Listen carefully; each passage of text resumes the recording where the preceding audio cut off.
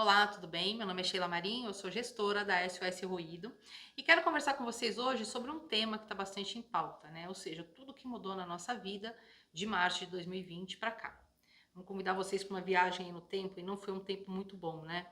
Vamos começar aqui por dezembro de 2019. Sabe o que eu estava lembrando? Que em dezembro de 2019 eu estava reunida com a minha família na mesa de jantar, na ceia do Natal.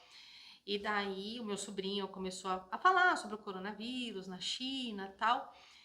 E eu confesso pra vocês, até a sensação egoísta que eu tive no momento, eu pensei assim, é na China, não vai chegar aqui. E daí passou o carnaval, certo? O coronavírus veio pular carnaval no Brasil, né? E muito provavelmente foi isso mesmo que aconteceu. E ele gostou daqui, né? E a partir de março, do dia pra noite, todos nos vimos, né? Como o personagem daquele filme Bird Box. Vamos ficar trancados em casa, não vamos sair, que senão o mal acha a gente. E foi desesperador, como foi angustiante aquilo, gente do céu. Eu particularmente fiquei longe da minha mãe por 3 meses, aquilo foi muito angustiante, muitas das pessoas que eu conheço ficaram longe de quem ama. E, e é muito louco, né?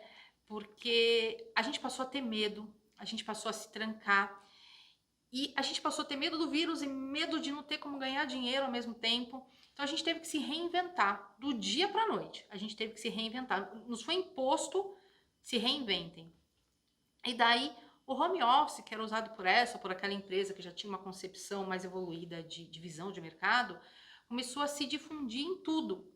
Todo mundo que podia trabalhar em casa passou a trabalhar em casa. Homeschooling, imagina, né?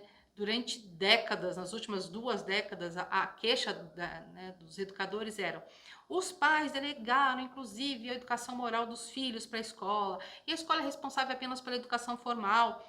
E do dia para a noite, os pais que já estavam abrindo mão, né, disso, que a gente sabe que era assim mais ou menos que funcionava, eles passaram a se ver obrigados a cuidar dos seus filhos, a educação formal e a educação moral dentro de casa, ao mesmo tempo que eles estavam em homework. Olha que loucura, gente.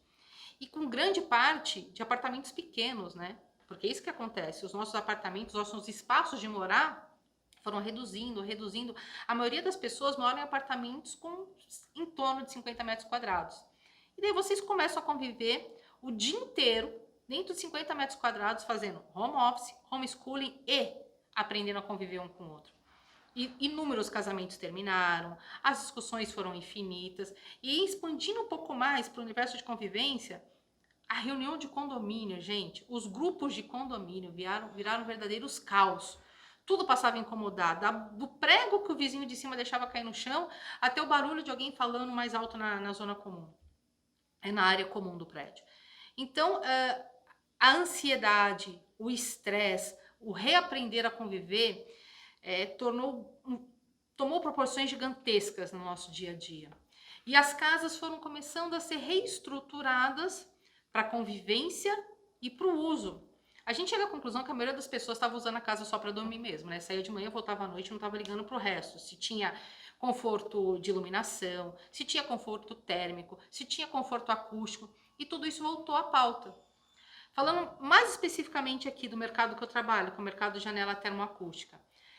Nunca antes, né? Pasmem, nunca antes eu tive tanta demanda. Por quê? Aquilo que era considerado supérfluo, não tem problema, eu ouvi o trem passando, eu ouvi o vizinho gritando, eu ouvi o latido do cachorro, passou a ser essencial. Por quê? Eu tenho que trabalhar, eu tenho que me concentrar. Eu já estou de saco cheio de ter que trabalhar em casa, ainda tenho que dar atenção para o meu filho que está no homeschool, lembrando de geografia, que eu já nem lembro mais qual que é a capital do Acre. Entende? Então, tudo isso tornou coisas que antes não eram vitais, a serem essenciais. Então, com isso, houve muita mudança na nossa forma de conceber o que é prioritário dentro da nossa casa. Se antes, de repente, uma TV de tela não sei das quantas, touchscreen era essencial, hoje a preocupação com uma boa iluminação, um bom conforto térmico, um bom conforto acústico, passou a ser prioritário. Mais do que aquilo que te gera status, hoje nós voltamos os nossos olhares para aquilo que nos gera conforto, produtividade, viabilidade, convivência. Porque de verdade, depois de um ano confinado, o barulho do seu vizinho te estressa muito mais. né? Ao não prestar atenção no que você está trabalhando, a pergunta insistente do seu filho numa live de escola, porque ele não ouviu, porque tem um trem passando na frente, tudo isso ganhou proporções gigantescas. Então, o recado final é que, assim, nós voltamos mais atenção para o nosso lar, mais atenção para o nosso conforto, uma atenção muito menor para aquilo que dá status, para aquilo que o outro vê. Houve uma mudança na forma de pensar e de conceber o lar.